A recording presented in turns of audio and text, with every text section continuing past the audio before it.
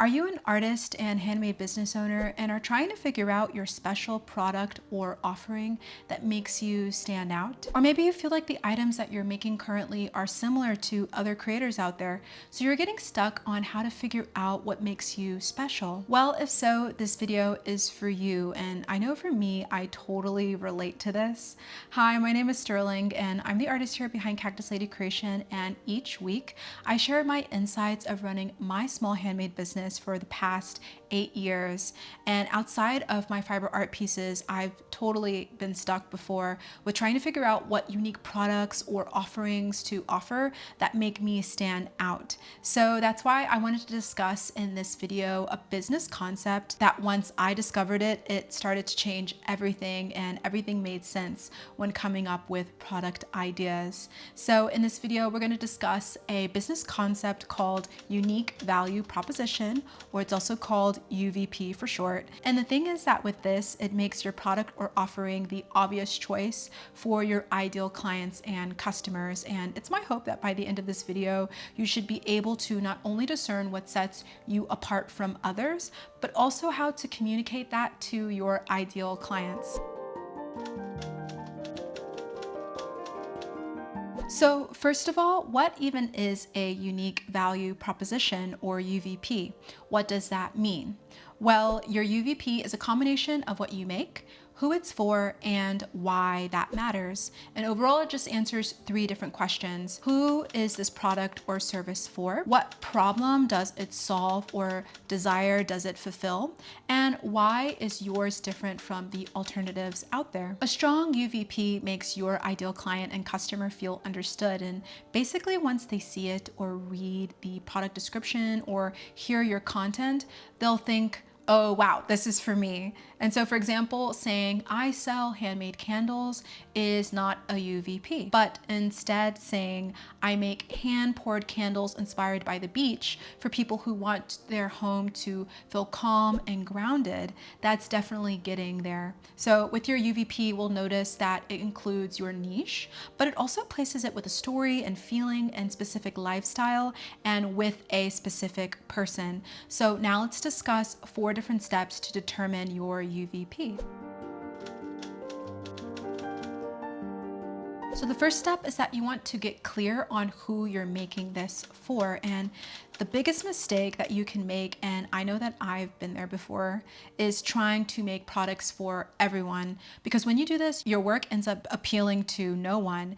And it might be an amazing product, right? But if it doesn't create that strong, this is for me feeling for anyone specific who sees it, then it can have a lot of problems with landing. So with this, instead of thinking, how can I appeal to more people or a broader range of people, it's important to ask yourself, who do I genuinely love making this for? And who already is buying my work or engaging with it? And what kind of person or people would feel emotionally connected to what I make? So you can think about things like age, lifestyle, values, or even what they're tired of seeing in the market and what's missing for them, or what would make them feel seen, understood, or excited even when they discover your work. And a really helpful thing to do here is to actually imagine one real person. And so you don't want to think of a vague audience or a demographic, but an actual human being, someone that's genuinely excited about your product or offering, and make them think, this is for me. And the more specific that you are about this person,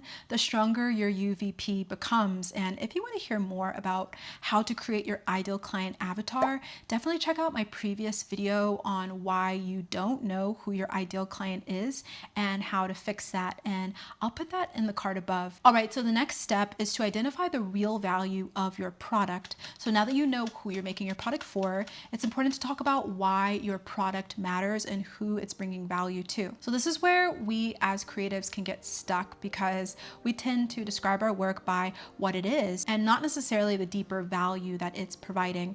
So in order to define the value that your pieces bring, you can think about the feeling it creates, the story behind it, that experience that your clients are having when they purchase purchase it and when they open up the packaging, or even think about the deeper problem that it solves or desire that it fills. And you can also ask, why do people really buy this, and how do they feel when they buy it, and what problem does my product solve, or what transformation happens after they use it or own it.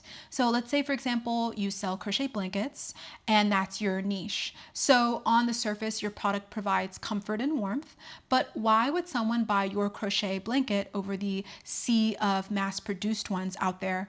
Well, you can create blankets that are inspired by the 1970s and 80s patterns. So it'll provide a sense of nostalgia or a sense of home for your customers. So that would be the real value behind your pieces. So it's good to look at your piece and see what the value is that it offers. And you also want to make sure that it's hitting a specific niche that actually has demand. And definitely check out my video on determining your niche next if you want to hear more all about that. So now that you know who you're making your product for and the value that it brings to your clients, it's important to also discuss how to get awareness about where you fit in the general market. So instead of comparing here, we really want to focus on gaining awareness with this step. Especially when you're hanging out on social media platforms, it's really easy to compare yourself to other people, but it's really, really important to also know what other creators in your niche online are creating and who they are. And while you're looking at their shops, you want to take a look into the language that they're using to describe their products, as well as the benefits that they're highlighting when someone is using their products. Then you want to take a look at yourself and try to ask yourself, what do you do differently? Or how is your perspective and process or the benefits that your products offer unique to you? And it's also good to think about what you care about that you don't see other creators talking about. This is where your unique value proposition lives, within the overlap between what you like to do naturally and what is missing in the market that there's actually demand for. So step 4 is to combine it all into one clear statement. So now that we've figured out who you're making your product for, we know the value that your product brings and how it stands out in the market, it's time to put that all together into one clear, simple statement, which is your UVP. So we're going to rephrase it all into one short sentence that quickly answers the questions: who is this product for? What does it do for them? And why is it different? And here's a basic formula to start with for this. I help the specific person who wants their desire or solution by offering your product or service that, and then what makes it different. And this is great to do to build clarity around your product or offering. And it also will help you and your audience understand exactly what you offer that makes you different. It's good to practice saying the statement aloud and make sure that it flows in a way that feels naturally to you and your product or service, and also describes it in a really clear way. And then once it's clear to you, you will feel that clarity with communicating your UVP statement, and it'll also be clear to anyone reading or hearing it. And your UVP will be the foundation for your messaging, your product descriptions, and even how you present yourself on social media or in person if you're selling at a market. And a good thing to realize here overall is that your UVP already exists. It's in your values, your process, and your perspective. You are not behind if you're still figuring this out as well. Most creatives in handmade businesses evolve their UVP as they grow over time. And so it's really good to just focus on being clear and honest and aligned with what you already want to make and who you want to serve, and just get really specific about it. If this video helped you, let me know in the comments below. What kind of product or service are you currently working on, and what is your UVP? Also, feel free to share the name of your business down there so that we can meet each other and encourage each other down there.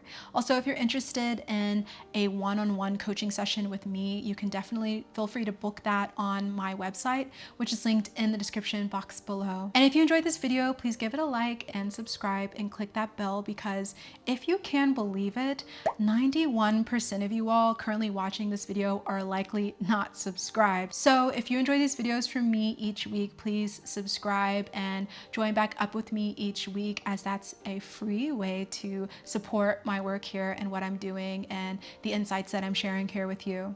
Well, thank you for watching, and I hope you'll join me in the next one.